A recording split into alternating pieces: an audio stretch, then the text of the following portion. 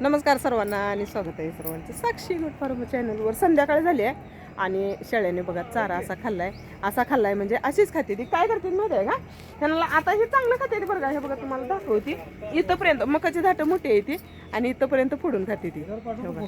इथंपर्यंत फोडून खाते ती, त्यामुळे काय टेन्शन नाही. फक्त बांड्या शेळीनं खाल्लं नाही. हिनं काय केलं माहिती आहे का, सगळी वैरण आपल्या पुढे ओढून घेतलं आणि तिचं पोट पण भरलेलं आहे. त्यामुळे तिनं ज्यादा खाल्ली नाही, तिची जरा शिल्लक राहिली आहे. शिल्लक राहिल्या, तिचं पोट भरलेलं आहे, भरलंय पोट. तिनं खाल्ल्या वाटतं, सकाळी खोडा पण खाल्ल्या. हिला घातल्या हिनं वैरण खायला लागली होती गाव. जरा अंगावर काटा उभारले झालं नाही. हा आहे का नाही?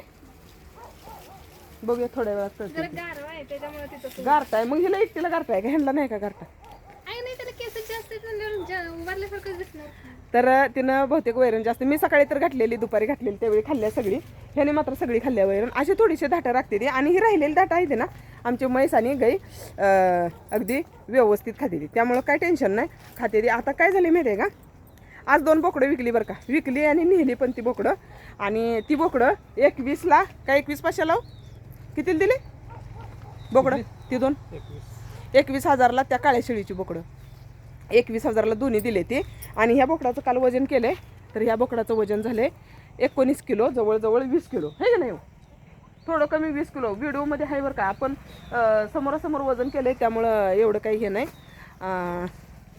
20 किलोच्या आसपास वजन झाले. 19,900 19,900 असं वजन झाले.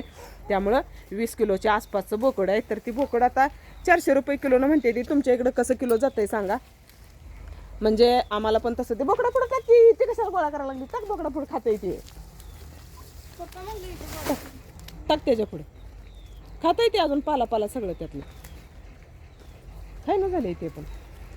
आणि 21,000ला म्हणजे 10,500 बोकडं गेले ते. आणि काय झालं माहिती आहे का, त्या बोकडाचं एकाचं वजन होतं 25 किलो, एकाचं होतं 26 किलो.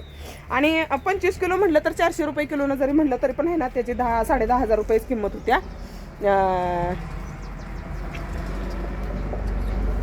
4,520 म्हणजे बरोबर वजनानुसार जरी म्हटलं तरी पण बरोबर गेले ते बोकडं. मला वाटतं होतं त्याचं वजन जरा जास्त भरल. का माहिती आहे का, त्या बोकडाला सारखं जंतू होतं, सारखं जंतू व्हायचं. त्याला 3-4 वेळा औषध घातलं जंताचं, तरी पण त्याचं जंतू पडतच होतं.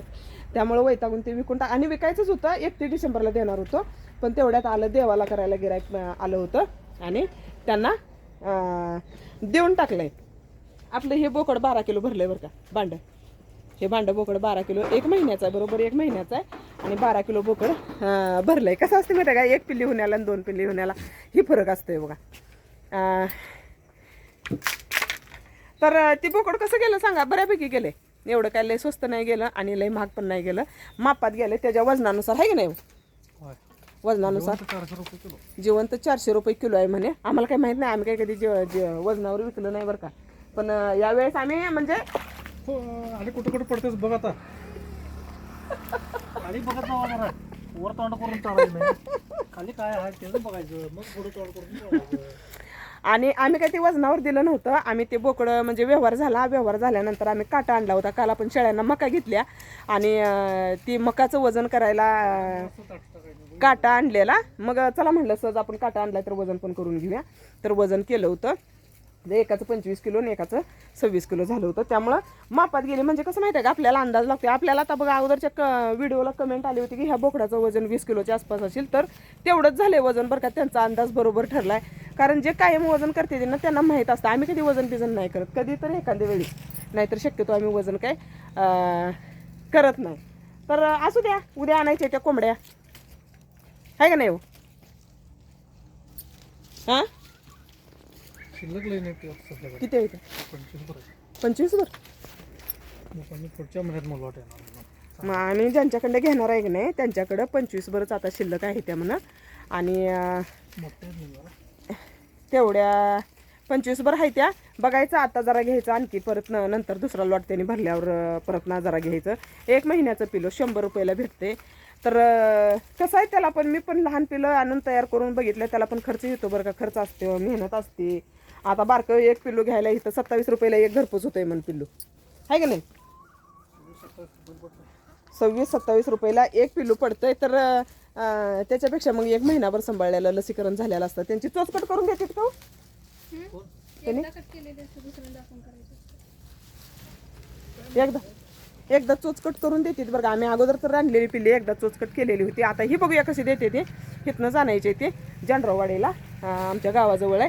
तर तिथनं आणायचे ते एक 50 कोंबड्या आणि 10 कोंबड्या घ्यायच्या आहेत. आहे का नाही?